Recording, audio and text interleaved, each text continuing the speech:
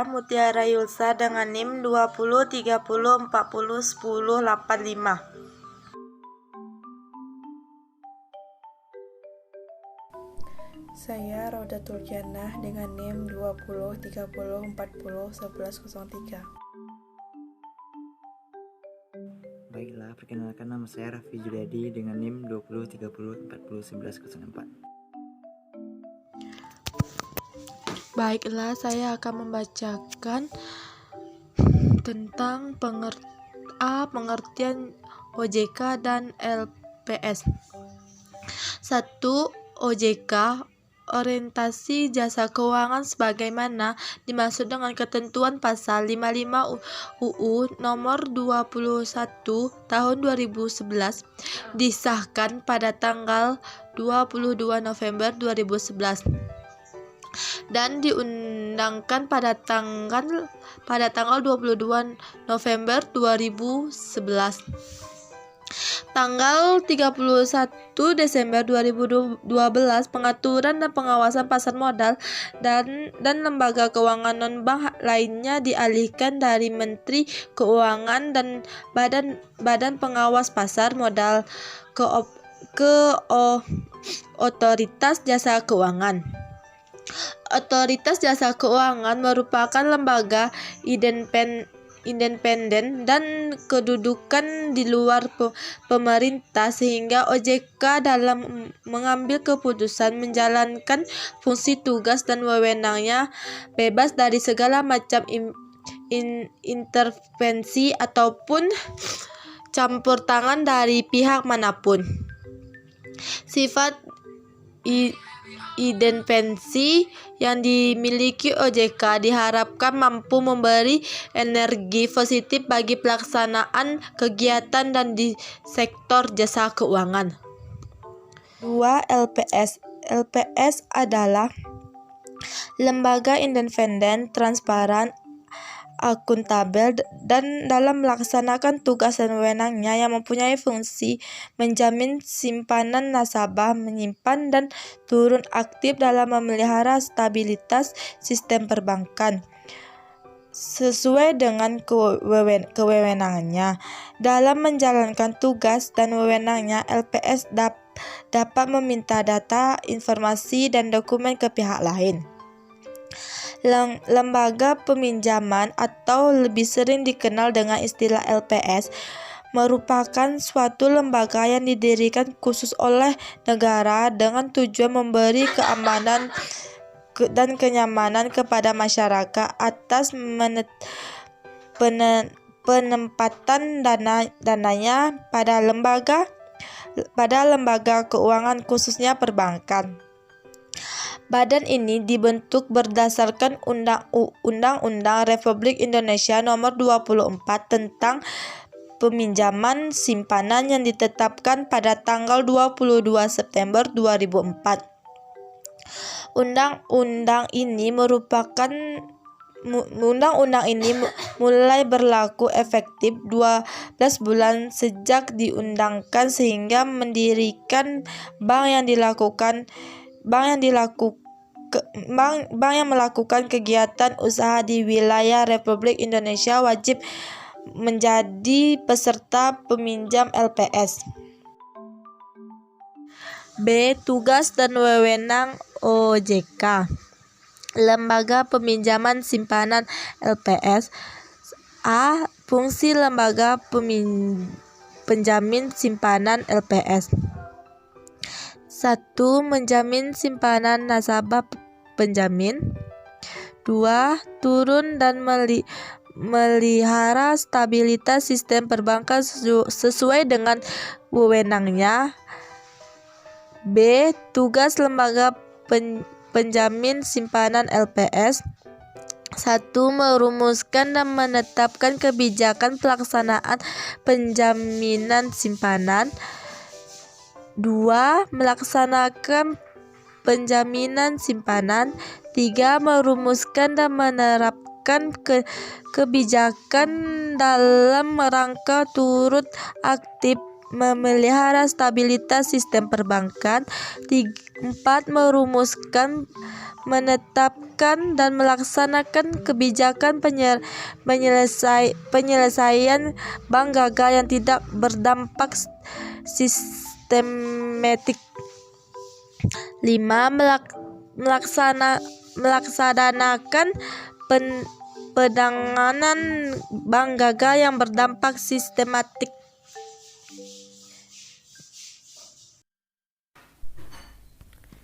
C. Wewenang lembaga penjamin simpanan. 1. Menetapkan dan memungut sistem premi.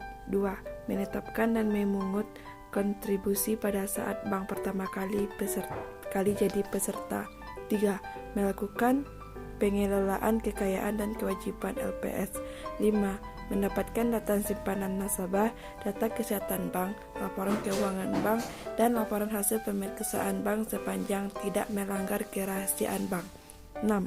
Melakukan rekonsiliasi, verifikasi, dan atau konfirmasi atas data tersebut. 7. Menetapkan syarat, tata cara, dan ketentuan pembayaran klaim. 8. Melakukan penyuluhan kepada bank dan masyarakat tentang penjamin simpanan. 9. Menjatuhkan sanksi administratif.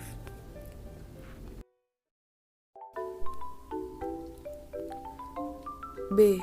Otoritas Jasa Keuangan. A. Tugas Otoritas Jasa Keuangan. 1. Kegiatan jasa keuangan di sektor perbankan. 2. Kegiatan jasa keuangan di sektor pasar modal. 3. Kegiatan jasa keuangan di sektor peransuransi dana pensiun lembaga. 4. Pembiayaan dan lembaga jasa keuangan lainnya. B. Kewenangan Otoritas Jasa Keuangan. Kewenangan Otoritas Jasa Keuangan menetapkan peraturan pengawasan di sektor jasa keuangan dan menetapkan kebijakan mengenai pelaksanaan tugas OJK. Kewenangan Otoritas Jasa Keuangan dalam melaksanakan tugas pengaturan dan pengawasan di sektor perbankan berdasarkan ketentuan pasal 7 Undang-Undang Nomor 21 Tahun 2011 meliputi A. Terkait khusus pengawasan dan pengaturan lembaga jasa keuangan bank yang meliputi 1. Perizinan untuk pendirian bank. 2. Kegiatan usaha bank. 3. Pengaturan dan pengawasan mengenai kesehatan bank. 4. Pengaturan dan pengawasan mengenai aspek kehati-hatian bank. 5. Terkait pengaturan lembaga jasa keuangan bank dan non-bank.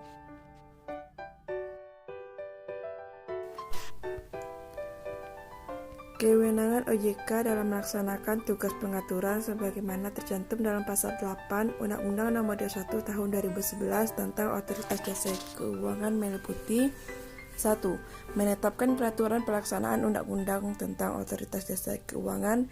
2. Menetapkan peraturan perundang-undangan di sektor jasa keuangan. 3. Menetapkan peraturan dan keputusan OJK. 4. Menetapkan peraturan mengenai pengawasan di sektor jasa keuangan. 5. Menetapkan kebijakan mengenai pelaksanaan tugas OJK. 6. Menetapkan peraturan mengenai tata cara penetapan perintah tertulis terhadap lembaga jasa keuangan dan pihak tertentu. 7. Menetapkan peraturan mengenai tata cara penetapan pengelolaan statuter pada lembaga jasa keuangan.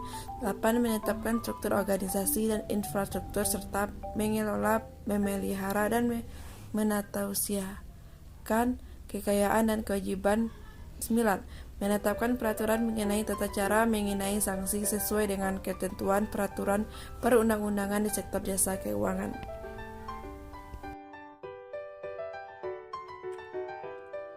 Baiklah, saya Raffi Juliadi akan melanjutkan materi berikutnya. Kewenangan OJK dalam tugas pengawasan sebagaimana tercantum dalam pasal Undang-Undang Nomor 21 Tahun 2011 tentang Otoritas Jasa Keuangan meliputi 1. Menetapkan kebijakan operasional pengawasan terhadap kegiatan jasa keuangan. 2. Mengawasi pelaksanaan tugas pengawasan yang dilaksanakan oleh Kepala Eksekutif. 3. Melakukan pengawasan, pemeriksaan, penyelidikan, perlindungan konsumen dan tindakan lain terhadap lembaga jasa keuangan, pelaku, dan atau penunjang kegiatan jasa keuangan sebagaimana dimaksud dalam peraturan perundang-undangan di jasa sektor keuangan. 3. Memberikan perintah tertulis kepada lembaga jasa keuangan dan atau pihak tertentu. Selanjutnya, melakukan penunjukan pengelola statuter. Berikutnya, menetapkan penggunaan pengelola statuter. Menetapkan sanksi administratif terhadap pihak yang melakukan pelanggaran terhadap peraturan perundang-undangan.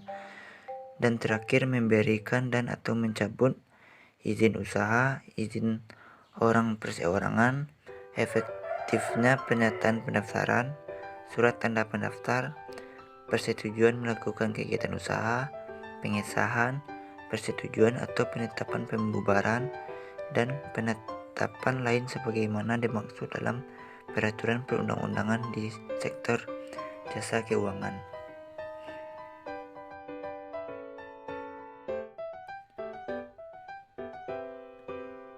Berikutnya, C. Mekanisme kerja OJK dan LPS.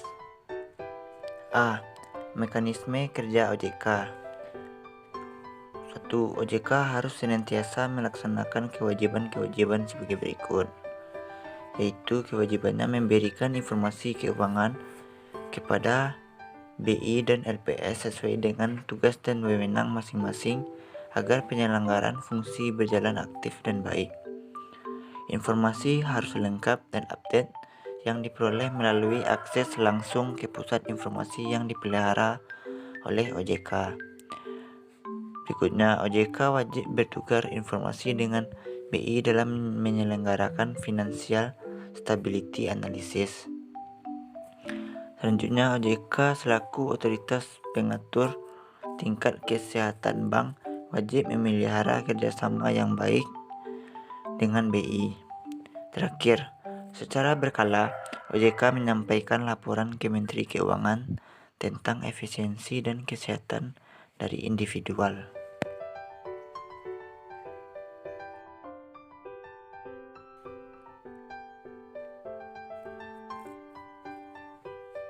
Berikutnya, yang B. Mekanisme kerja LPS.